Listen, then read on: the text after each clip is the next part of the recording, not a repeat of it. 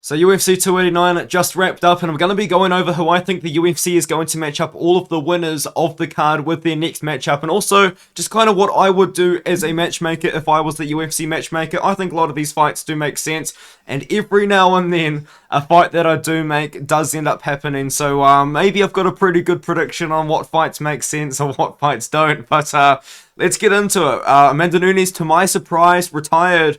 Will they win over Irene Aldana? I can't understand because she's 35 years old. She's now got a family. She probably has other things that she wants to focus on, like she owns her own gym now and all these sorts of things. I personally thought that Nunes was probably going to wait until she beat Pena a third time and then probably fight Pennington again and then retire. But it seems like she wanted to retire early, so I've kind of just hinted at what I think is next. Here's a big one though. I think women's featherweight is going to go. The UFC doesn't want to do women's featherweight fights anymore. I believe they recently cut Baya Maliki because Baya Maliki said that she only wanted to fight at featherweight, and the UFC was offering her bantamweight fights and she was turning her down. And sounds like maybe that's the early start of the women's featherweight division going away, and makes all the sense in the world to me. There's kind of nobody in that division whatsoever. And that leaves a vacant belt. That leaves a vacant belt at 135. Raquel Pennington weighed in as the backup for this fight. She's on a good win streak right now. She does deserve the title shot. And I think she could fight Juliana Pena for the vacant title. Raquel Pennington taking on Juliana Pena for the vacant title. Now, this could could maybe like in September or maybe like later in the year, somewhere around that. Or we could make it very interesting. Does Valentina Shevchenko want to move up to 135 pounds and challenge one of those two for the vacant belt? Who knows? Who knows what could happen, but I think that's the most obvious answer. Raquel Pennington versus Juliana Pena for the vacant 135-pound title. Now let's get into the big moment. Charles do Bronx Oliveira. Dude, you go into my UFC prediction videos and people are clowning me. They are slandering my name for picking do Bronx in this fight. I never doubted do Bronx, man. I knew it was going to be a close competitive fight, but Charles do Bronx Oliveira, he does it again, dude. That's 20 finishes in the UFC. That is unbelievable. What a legend, dude. What a legend, Charles do Bronx Oliveira. As you can tell, I'm quite happy. He called out Islam Makhachev and he said that he will fight Islam Makhachev in his hometown again, and Islam Makhachev has responded on Twitter saying that he's keen. So I think that might be actually the fight to do. Do we do Islam Makhachev versus Charles Oliveira? Now here's the thing though, does it make all that much sense to have Charles Oliveira fight Islam Makhachev now, or do we want Charles Oliveira to fight someone else? Like maybe he could fight Michael Chandler again, but I think it's almost pretty obvious to me Charles Oliveira versus Islam Makhachev is very likely going to be next, unless Volkanovski steals the spot, unless the winner of Dustin Poirier versus Justin Gaethje steals the spot. Anything can happen in this division. The division is wide open. I think Charles Oliveira is the front runner for that Islam Makhachev fight, so I am going to give him that fight. I am going to give Charles Oliveira the Islam Makhachev fight. Now, personally, I wouldn't really mind seeing Charles Oliveira just fight another contender again, but at the end of the day, he was a champion that defended his belt a couple of times. He just beat the number one contender in a lot of people's eyes, in Beneil Dariush, in the first round by knockout, and I think it's probably time for Charles do Bronx to maybe get that title back, you know, because that's what he wants to do. So let's see what Charles do Bronx can do to Islam Makhachev in a second fight. Mike Malott just become a star, and not only did he become a star, his performance was unbelievable, dude. He was a step ahead of Adam Fugit every step of the way. He was hurting Adam Fugit with almost everything that landed cleanly. He was out-grappling him, and he was just ahead. He was just ahead in every single moment of the fight. Mike Malott had an answer for anything Adam Fugit could give him.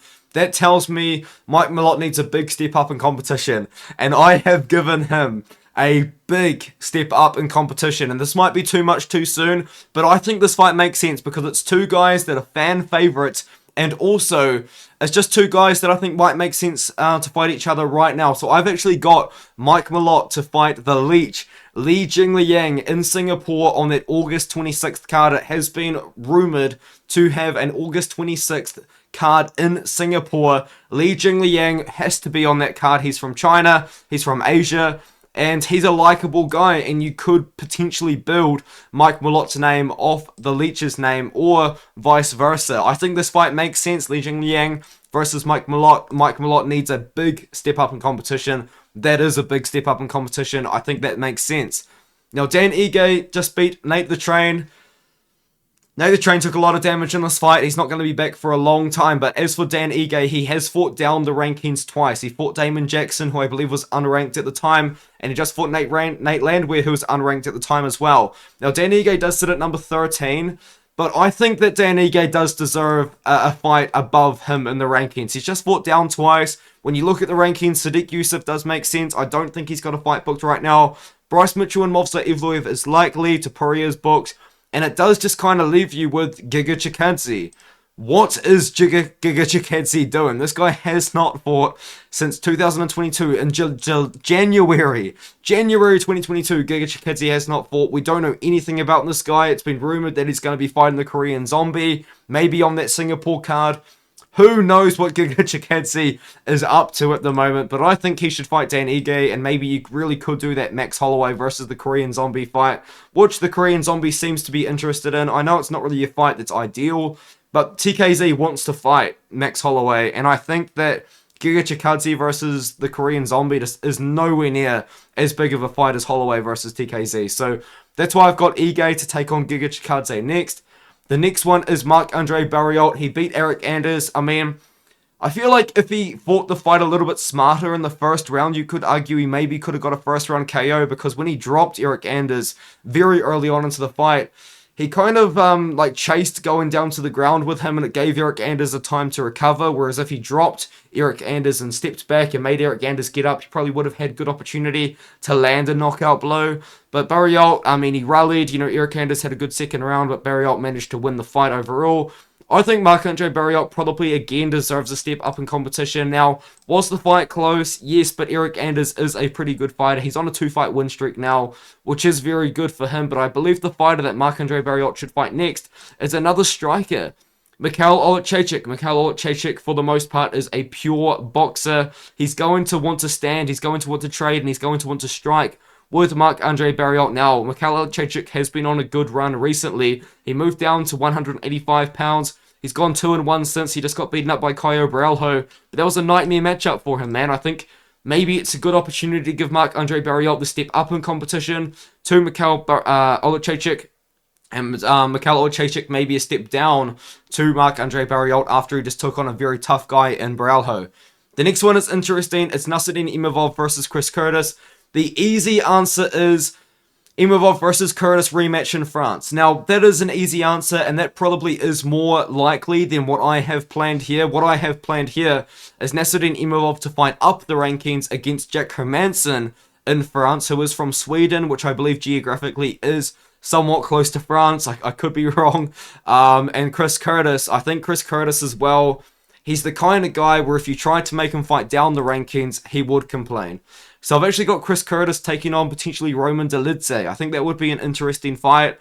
I think it would be a fun fight. I think it would be a fight that both guys would be pretty interested in. Now, is it an odd fight? Somewhat, but I think both of these fights are somewhat interesting, and I think people would get interested in them. I know that the easy answer is Nasruddin Imavov versus Chris Curtis rematch in France in September, which I believe has been confirmed now. No. Nah. Let's do something different. You know, we've seen this fight. I mean, I know Imavov was winning, but you know, it happened. I forgot to give my recap on the card. These are my losing picks. These are my winning picks. I went 5-1 on the card. It was embarrassing, but it could have been a lot worse. I went 0-5 on the prelims, by the way, if you really wanted to know. But Jasmine Jasudavicius just beat up Miranda Maverick. Big win for the We Want Picks fans when Miranda Maverick kind of went on Twitter and tried to slander We Want Picks for picking Miranda Maverick to win, and then Jasudavicius just kind of won everywhere. Out-wrestled her, out-grappled her, beat her up on the feet. I mean, what more do you want for Jasmine Jasudavicius? And what is hilarious is I completely forgot this fight existed. So I actually don't have an opponent for Jasmine Jasudavicius. But there is a few fighters that probably could make sense for Jasmine. I mean, she said she's just going to wait for someone to call her out. I'm sorry, guys. I genuinely don't have an opponent for Jasmine Jasudavicius. Let me just bring up Old Mate Rankings MMA, and we can do that at the very end of the video. Now we'll move on. Ayman Zahabi just beat Archie Lang. I picked Archie Lung. Ayman Zahabi hasn't got a KO in so long, dude. It's been like 3 years since he's won by KO, and all of his fights before that have been boring, low volume, striking affairs. And he just went out there and knocked out Archie Lung. Made a good read. Archie Lung was leaving his hands down after he was throwing kicks, and Ayman Zahabi just threw a couple of punches. Caught him with that left hook after he missed the right hook, and put him out. Good win. I think Ayman Zahabi, just knocked down Archie Lung in 1 minute. He probably does deserve an opponent that is higher ranked than him. And I think an opponent that would be suitable probably is John Castaneda. Now, is this the best fight you can make in the world? Probably not, but it is a fight that you can look forward to, and it is going to be a fun fight if it does happen. So I do like John Castaneda to fight Ayman Zahabi. Ayman Zahabi's on a win streak now. He probably wants to be a little bit more active than he has been, so I think this is a fight that probably does make sense. Now, Kyle Nelson just beat Blake Builder. The UFC didn't want Kyle Nelson to beat Blake Builder. This is probably the last fight on Kyle Nelson's contract because he was coming off a draw, which he probably should have lost, to a fighter from South Korea in Do-Ho Choi. And I just gave it away. I'm going to be matching up Kyle Nelson with a fighter from South Korea that most people have probably never heard of, but he is in the UFC, and he won the Road to UFC tournament. It is Jung Young Lee. He is 10-0. He's an absolute savage. You could argue that he lost to Jia Yi, but he's an absolute savage. First round finishes for days. He will be on the Singapore card if the fight card is going to be in Singapore, August 26th. And why not have him debut against Kyle Nelson? Let's be honest, the UFC probably doesn't want Kyle Nelson in the UFC. That's why they gave him 8-0 Blake Builder. And just like that, he's going to probably have to fight a debuting guy in Jung Young Lee from South Korea, away from home. He just got a home fight. Now he's going to have to probably fight away from home and take on Blake Builder. No, take on Jung Young Lee. This is interesting. Steve Erceg just beat David Dvorak. Now, here's the thing. I'm seeing people say Steven Erceg won't be ranked by the time the rankings come out, this and that. But for Steven Erceg to not be ranked, David Dvorak will have to drop from number 10 all the way into the unranked section of the rankings. And if you do look to the rankings, I do believe that Steven Erceg will be ranked after this fight. Do I think that Steven Erceg will be ranked number 10? Probably not. That's not really how the rankings work. Kaya Kara France lost to Emir Albaz and he just dropped 2 places. All of this sort of thing can happen. This is what I think is going to happen. I think David Dvorak, who was ranked at number 10, is probably going to drop down to number 13, and you're going to see Steven Erceg sit at the number 12 ranking position. That will boost Mahabub Nurmagomedov up to number 11, and it will bump Sumatajiri down to number 14, for example. However, I think this is a good fight. Initially, I was thinking Sumatajiri versus Steven Erceg would be a fun fight because, Sumatajiri is from China. Steven Erceg is from Australia. I believe he has fought away in Asia before, but I was thinking maybe he could fight in Singapore. But there is a card coming up in Australia, UFC 293. Steve Erceg has to be on that card. And does Matt Schnell want to go to Australia? I think this could make sense. I understand it's a big step up in competition for a guy making a second fight, but you need to look at it like this. He just defeated the number 10 fighter on short notice. Matt Schnell was meant to fight David Dvorak. I think this is a good fight. I think Matt Schnell versus Steven Erceg would be fun, especially if the same Steven Erceg that fought David Dvorak shows up. I think this would be a fun fight. Matt Schnell's a little bit of a kill or be killed fighter. He's a finish or be finished fighter. He does have a couple of decision losses, but Matt Schnell's going to be there to go to war with a guy from Australia in Australia. I think that's a good fight. Maybe Matt Schnell wants to return sooner, but I think that's probably the fight that makes the most sense, unless you were going to maybe say, hey, Tim Elliott, do you want to go to Australia? Mahabub Nurmagomedov, how does September feel? But Nurmagomedov probably wants to fight in October in Dubai. I mean, you could maybe do Sumatajiri, as I said. Bruno Silva, I think, and Tagir Ulanbekov both have fights booked. But yeah, I think that's the fight to make. And now we go down to the bottom of the card. Joanna Belbicha defeated Maria Oliveira. The thing about this fight is, if I knew that Maria Oliveira was on that Brazilian reality TV show and wasn't able to train until 2 weeks ago, I would not have picked Maria Oliveira. I did not think that Maria Oliveira was a confident pick. I was very low confidence in her. And if I knew that Maria Oliveira wasn't training for the last, couple of months, I would have picked Joanna Belbicha. Oh, see, I don't know these things, man. You cannot predict these things to happen.